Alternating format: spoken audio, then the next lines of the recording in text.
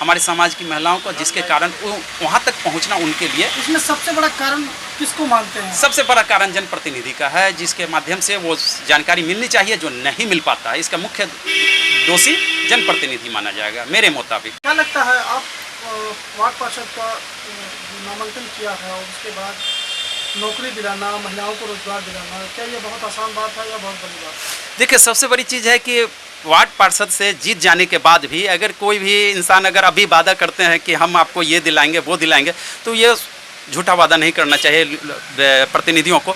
लेकिन मैं उन लोगों से विश्वास दिलाता हूँ कि जब किसी भी इंसान के पास में एक बड़ी कड़ी होगी तो उस कड़ी के माध्यम से संघर्ष करके उन समाज के निम्न वर्गों को सहायता देने में कोई कसर हम नहीं छोड़ेंगे। आज जो महिलाएं अशिक्षित हैं उनको जो है। नमस्कार, हमारी यात्रा पहुंची है ताजपुर नगर परिषद, और ताजपुर नगर परिषद में हम लोग बैठे हुए हैं आज ही वार्ड संख्या 11 में।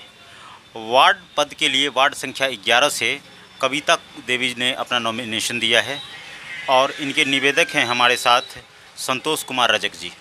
संतोष रजक जी 15 सालों से लगातार समाज सेवा करते आ रहे हैं और इनका खुद का प्रेस का दुकान है, कपड़ा प्रेस करने का दुकान भी चला रहे हैं और समाज सेवा में अपना योगदान लगातार 15 वर्षों से दे रहे हैं।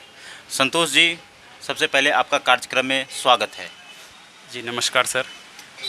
संतोष जी, आप ये आयरन का काम करते हैं, प्रेस करने का काम करते हैं, तो इन सभी व्यवस्थाओं में रहने के बावजूद आपको ऐसा क्या इंसिडेंस लगा कि आप इन सभी चीज़ों से हटकर राजनीति में आना चाह रहे हैं? देखिए सर, एक्चुअली राजनीति उद्देश्य नहीं है मेरा, बल्कि सामाजिक सेवा मेरा मुख्य उद्देश्य है। जो हम आज से तकरीबन 20 साल पहले पंचायती चुनाव का पहली दौर में वार्ड मेंबर पद से अपना चुनाव लड़ा था, जिसमें 3 वोट से पराजय हो जाने के बाद भी राजनीति को छोड़ दिया, लेकिन सामाजिक सेवा नहीं हमने छोड़ा और लगातार सामाजिक सेवा की भावना से अपने समाज में कार्य करते रहे। इस बीच जब हमें सफलता नहीं मिली तो हमने अपने कुछ सहयोगियों के मदद से अंबेडकर सोसाइटी संघ की स्थापना किया, जिसका संस्थापक मैं खुद हूँ।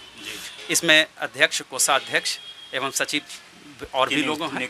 जी नियुक्ति हुई और मेरा संस्था जो है आज साल भरों से चल रहा है, जिसका रजिस्ट्रेशन के लिए भी हम लोग जो अप्लाई कर चुके हैं, ताकि समाज में किसी भी प्रकार का कोई सेवा करने में हमें कोई कठिनाई न हो। रजिस्ट्रेशन हो जाने के बाद एक हमारे पास में बल मिलेगा और उस बल के माध्यम से जो है, चूँकि हम लोगों का राजनीति से दिलचस्पी था नहीं, इसलिए उस सामाजिक सेवा के बीच में कोई ऐसी कड़ी होनी चाहिए जिस कड़ी के माध्यम से हम अपने समाज के उन निम्न वर्गों के लोगों को सरकारी योजनाओं का लाभ दिला सके, जिसके लिए मैंने अपने समाज में अंबेडकर सोसाइटी संघ की स्थापना किया। चलिए, बहुत अच्छा, बहुत विजनरी हैं भी आप, और आपका जो मिशन है और विज़न है ये बहुत अच्छा है।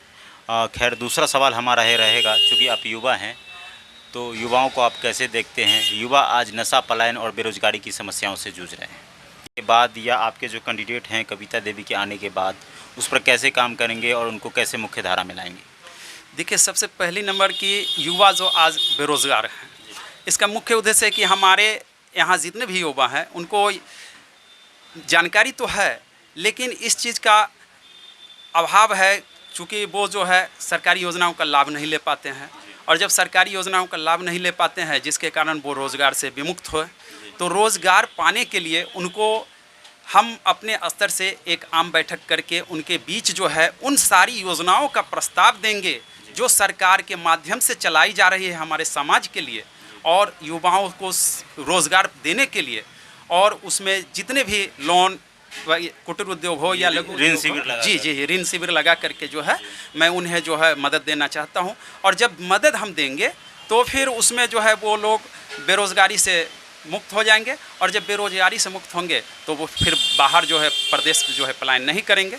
और नशा पान की जहाँ तक सवाल उठती है, तो जब बेरोज़गार युवा अपने रोज़गार में सीमित व्यस्त हो जाएंगे तो स्वाभाविक सी बात है कि वो नशा पान से भी अलग हो जाएंगे। बहुत अच्छा आपका जवाब रहा। महिलाएं कम पढ़ी लिखी हैं, इसका सबसे बड़ा दोष और कारण किसको मानते हैं? सरकार का, या वहाँ के जनप्रतिनिधि का, या फिर स्वयं घर के जो मुखिया होते हैं उनका? देखिए, सबसे बड़ी चीज़ है कि हमारे समाज में सबसे पहले नंबर की परिवार के जो मुखिया होते हैं उनका मुख्य उद्देश्य होता है कि अपने परिवार को शिक्षित करना, और इसमें जो है सरकारी मतलब संस्थाओं का भी कुछ दोष है। जैसे मान लीजिए कि शिक्षा जब लोग जो है मैट्रिक इंटर तक जाते हैं तो उनको शिक्षा का जो है समुचित लाभ नहीं मिल पाता है।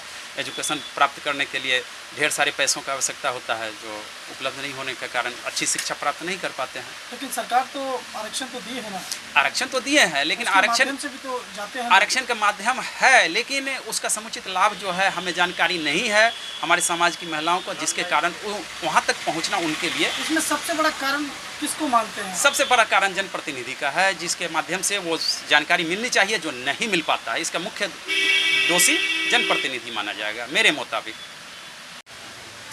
महिलाओं के स्वरोजगार के लिए आपने क्या कुछ सोचा है?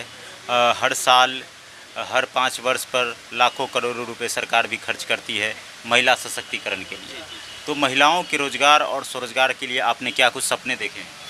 देखिए, सबसे पहली नंबर की हमारे समाज में जितने भी महिलाएं हैं वो बिल्कुल अशिक्षित हैं ज़्यादातर, और अब जो नई पीढ़ी की महिलाएं हैं वो शिक्षित हैं।